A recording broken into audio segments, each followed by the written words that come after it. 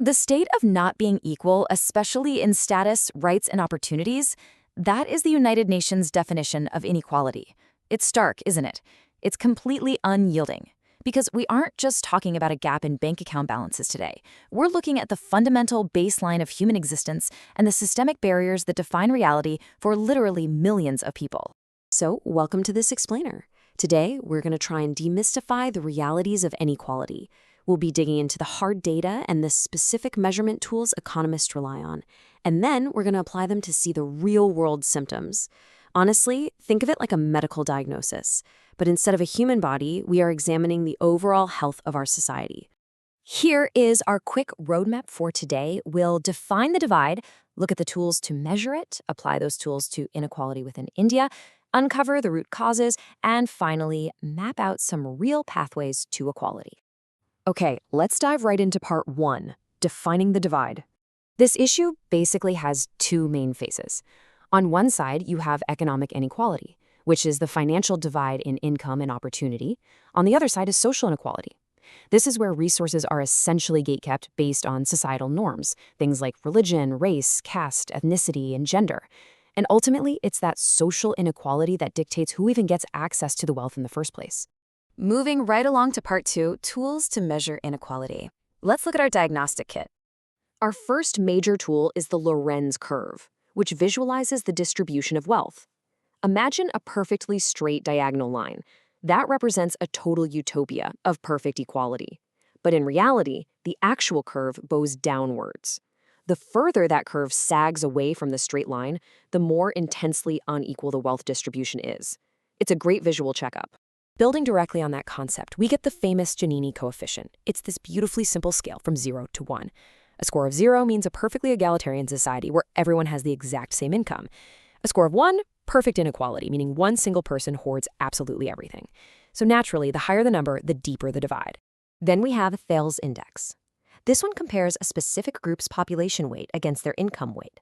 Like the Gini coefficient, 0 is equality and 1 is inequality. But economists absolutely love this one for its flexibility. It basically acts like a magnifying glass, letting us zoom in to analyze specific subpopulations and see how inequality evolves within microcommunities. Now, the Atkinson Index takes a really fascinating, welfare-based approach.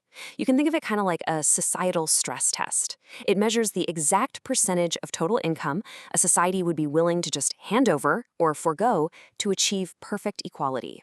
So an index of 20% means people would sacrifice a fifth of their income just for total fairness. And the Hoover Index practically measures the exact proportion of all income in a society that would have to be physically redistributed to achieve a perfectly equal state. The higher the value, the more massive the redistribution required. Actually, you might know the Hoover Index by its way cooler alternate name, the Robin Hood Index, which is incredibly fitting, right? It literally measures exactly how much wealth you need to snatch from the rich and hand to the poor to completely level the playing field. All of this brings us to a really fascinating structural theory called the Kuznets curve, which maps how an economy transforms as it grows. What's interesting is that environmental degradation and inequality actually spike during early, rapid industrialization. But as an economy eventually shifts into a post-industrial, service-based model, those disruptions hit a turning point and begin to fall back down to stabilization. Things get a little messy before they get better. Okay, let's shift gears to part 3, inequality within India. Let's look at the actual data. 20%. Just let that sink in for a second. According to the World Inequality Report, India has emerged as a deeply unequal country. The top 1% of the population holds more than 1/5 of the entire national income. 135.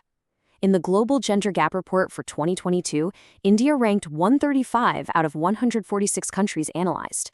It is a massive, sobering indicator of the stark disparity in opportunities between men and women. And you can see exactly where some of that gap stems from in the labor market. Back in 1990, women's share of total labor income was about 30%. Today, over 3 entire decades later, it is still less than 35%. It's just a deeply entrenched, stagnant structural challenge. The data also exposes profound divides tied directly to caste and ethnicity. The National Family Health Survey showed that nearly 46% of the scheduled tribe population falls into the lowest wealth bracket. Compare that to less than 10% for other non-marginalized castes. Meanwhile, Oxfam notes that the top 10% of the Indian population hoards a staggering 77% of the national wealth. Which leads us right into part 4, root causes and conflicts. Because these symptoms, they don't just appear out of nowhere, do they? They grow from deep historical roots. Massive informal employment, interstate inequalities, and blocked access to education completely feed the cycle.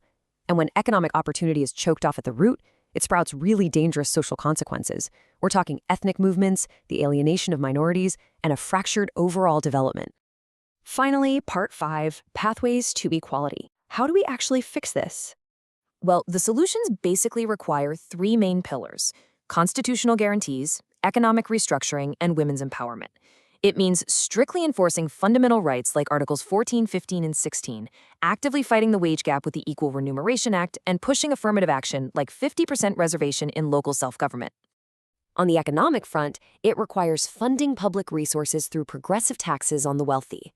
We have to generate jobs by supercharging manufacturing sectors like textiles, ensuring minorities have actual access to institutional credit, and building universal access to high-quality public health and education.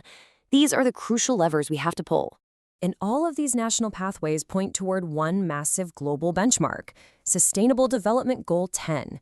The core mission of SDG 10 is simple but absolutely monumental: reduce inequalities and ensure absolutely no one is left behind.